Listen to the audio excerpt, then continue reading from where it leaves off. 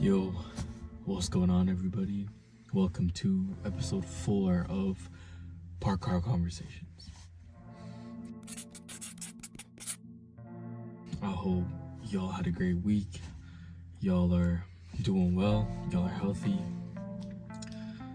I've had a decent week. Can't complain about anything.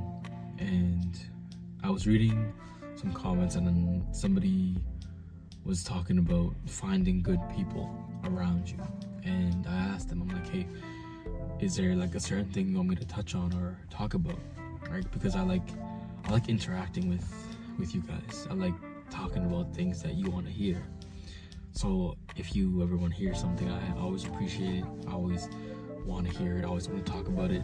And the whole thing I want to talk about regarding that is that nobody will ever be a finished product, right?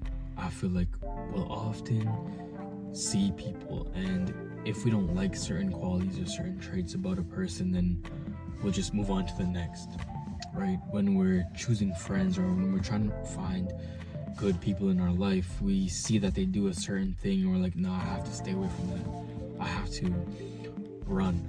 I can't keep this person in my life.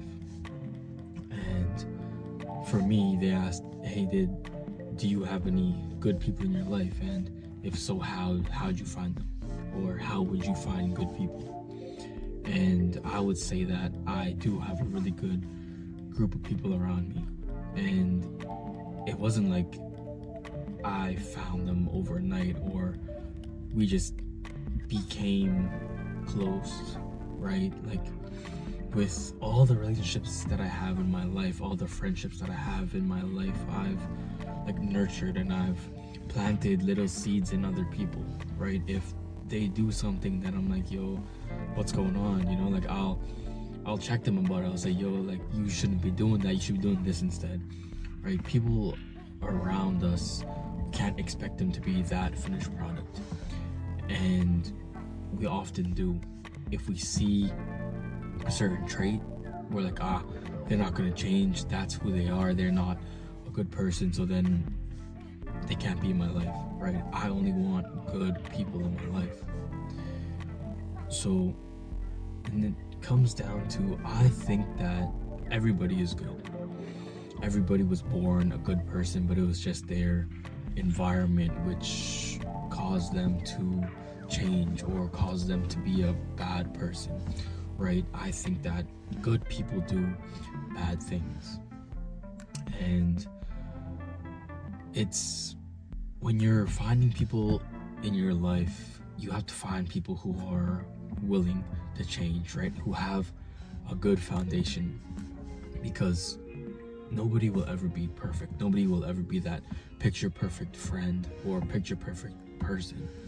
So if there's certain people in your life and you don't like certain things that they do, then it's not that you should leave them, right? It's not that you should cut them off, but you should talk to them. You should say, hey, I don't think that you going out to the club every weekend is the best thing. I don't think that you blowing all your money on all those clothes every time you get a paycheck is the best thing. Staying up late and not getting enough rest, not letting your body rest up, I don't think that's healthy for you, right? You have to be willing to grow with people around you, and if they're not willing to change, if they're not willing to grow with you, then that's where you that's when you cut them off, right? That's where you draw the line. If they aren't willing to change, or if they think that nothing's wrong with them, everything's wrong with you, then that's when you gotta go. So I think that finding good people is just a matter of being good yourself, right? It's what you put out, you'll attract. What you put out, you'll always receive back. And some people will say that, yeah, if you put out really good energy, then you're just gonna find people who will try to take advantage of you, right? Who try to take advantage of your great characteristics, your loving, kinding, right? So if you have that mindset, I feel like you're going about it all wrong, because you're like, yeah, if I'm a good person, then people are just going to take advantage of me. But you have to be a good person and understand that you can't let people take advantage of you. It's having that discernment, right? Knowing that, hey, this person is taking advantage of me, I can't allow this to happen. Because if you stop being a good person, then how do you expect yourself to find good people? Good people will attract other good people, or people who are similar to you. Because I don't like using the term good people, because I think that everybody at their core, everybody in their heart is good. It's just their environment that has conditioned them to be the way that they are, right? And it's like everybody, when they're born, they have soft hands, right? But through going to work, through going to the gym, through whatever you do, through your life, whatever you do on the daily, your hands, they'll start to thicken up, right? And it's like that with people, I would say, because if people go through tough times, hard times, then they're gonna toughen up, then they're gonna adapt to their environment, right? If there's only a bunch of people around them who take advantage of them, then that's all they know, then they're gonna start taking advantage of other people. So we have to be patient with the people around us, people who are in our lives, right? If, say, one of my friends does something that I don't really like, I'm not gonna just let them do it and be quiet about it. I'm gonna tell them, say, hey, yo, you shouldn't be doing that. That's not how you treat people. That's not how you treat yourself, right? And most of the time, if they can't take a step back and look at it from a different perspective that's not their own, then that's when you have to leave. That's when you draw the line, right? So it's not a matter, I don't think, of finding good people, but it's more of a like nurturing people, right? Growing together with people. You have to be patient and let people grow on their own time as well. You can't just say, I went through this and then I grew as a person. Since they went through a similar thing to me, since we grew up in the same environment, then why aren't they like me? Why aren't they a good person, right? But everybody experiences different situations differently, right? Everybody experiences everything in their life differently. I could go through a heartbreak and learn that, hey, maybe I wasn't ready for that. Maybe they weren't ready to love me, and we were just kids, right? Nobody is to blame there. We both needed that in order to understand unconditional love for myself, or they needed me to love them so they would learn what unconditional love was, and I needed them to not love me, so I have to understand what self-love is. I could have gotten that from that whole relationship, that whole situation. But if another person went through the exact same thing as me, they might have not learned what self-love is, right? They might have just said, there's nothing wrong with me, it's always on another person, so I don't have to change. It was love that hurt me. It was the other person that hurt me. I have nothing to do with it. I don't have to grow as a person. I don't have to love myself. So you can't expect other people to know everything that you do, right? And you have to be willing to teach people that. You have to be willing to understand why they are the way that they are, right? Did they have a very tough childhood? Were their parents really hard on them? Were they barely getting by, right? You don't really know why a person is the way that they are, but you can help them become who they are. There's a topic that I want to talk about. It's maybe the journey isn't becoming, but unbecoming, right? I want to make like a separate video about this, but just a little bit on it is like, we could never control our environment, right? We can control how we react to it, but growing up, we didn't really know how, right? We were surrounded with, and we were put in a place that we didn't have any say in, right? And we become what we surround ourselves with. We become our environment. And I could have not wanted to become what was around me, but that's just what happens, right? If you have a really good seed and you plant it in like a dumpster or like a wasteland, then it's not gonna grow the way that it should, right? It's not getting the proper nutrients, it's not getting enough sun, it's not getting enough love and care. So it's about the environment, and you can't choose your environment, right? So maybe the journey is about unbecoming who you were shaped, right? You were shaped from that seed, and you didn't have a say in what you were shaped to be. So maybe it's about unbecoming that bad person and becoming a good person, right? So how would I go about, so say I lost all my friends, or say I moved cities, how would I go about finding good people? So if I were to move, and I would go to places that I have similar values, that I can meet people with similar values to, right? I would go to places in which I share passions with. I would find a local church, and then I would join like a rec basketball league. That's probably where I would find most of my friends. Maybe for work, I would find some coworkers, right? I would go to church, join a youth group, young adult group, and meet people. I would talk to them, and if we clicked, then we clicked, right? You naturally either get attracted to somebody, or people get attracted to you, and you just have to get to know them and just hanging out with them more and seeing who they are as a person, seeing what they value, right?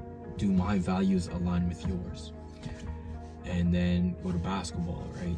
I go to basketball, like if you play basketball, then you get along with most people who play basketball, right? If you like a certain video game, if you like cooking, if you like whatever your hobby is, if you like cooking, maybe go join some cooking classes, right? And then you'll find other people who like cooking, and then that's where you can determine, hey, is this person like me? Does this person share similar values, traits as me? And then are they willing to grow with me, right? Because you won't find somebody who's that finished product, who's that perfect person. So finding people who have similar values and similar passions as you, and then it's just growing together from there. You can't expect anybody to be that picture perfect person. And you could say that, hey, what if you do all those things and you never end up clicking with anybody? I go to my rec basketball and I don't meet anybody who I like. Then you just have to be patient, right? You can't go out looking, because most of the time when you look, you never find. And it's when you least expect it is when it happens, right? When you least expect to find those good people, then they show up in your life. So being patient and not always asking, where are they? Not always asking, just being patient, right? What's yours will find you. And a lot of the times when people say what's yours will find you, you never really think about friends, right? You think about what's mine will find me. My future spouse will end up finding me, or my dream career that's gonna find me, right? But we never really think about it as in a friend's context. And I think that we often give up on people too easily. It's me, one of my friends, and then another friend. We got close, but then they started prioritizing different things. They started moving a little bit left, right?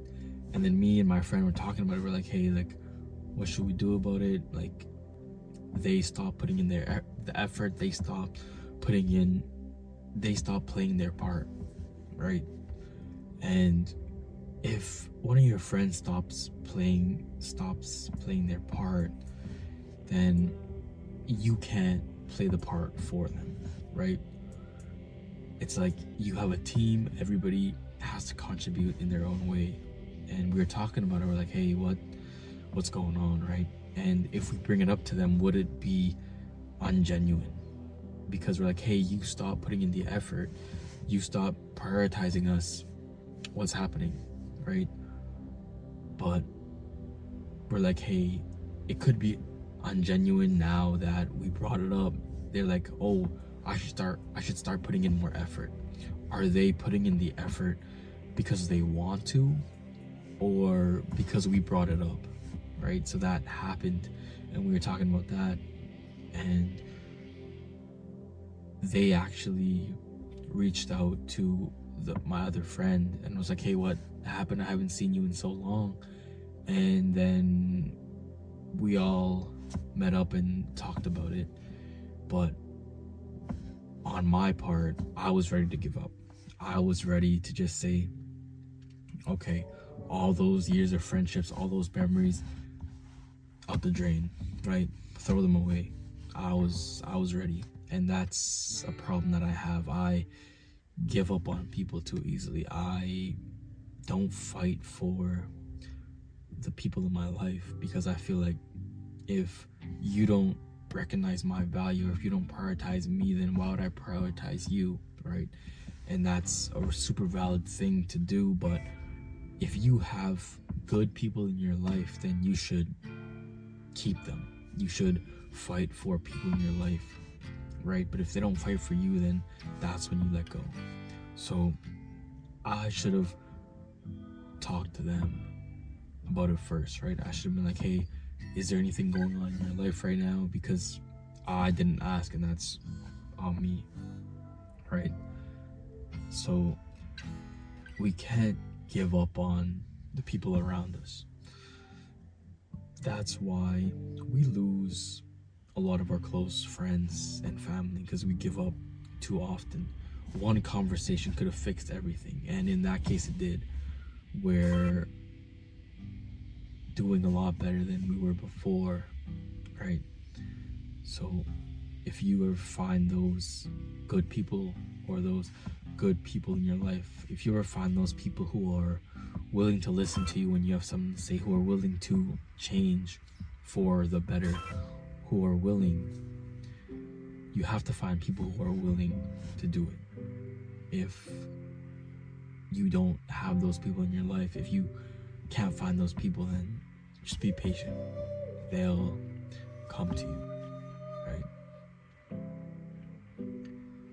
So I hope that this could help you in any way. If it didn't, my bad. But if you have anything else, or if you don't agree with anything, just let me know and figure it out. I hope y'all have a great rest of your week. See y'all in the next one.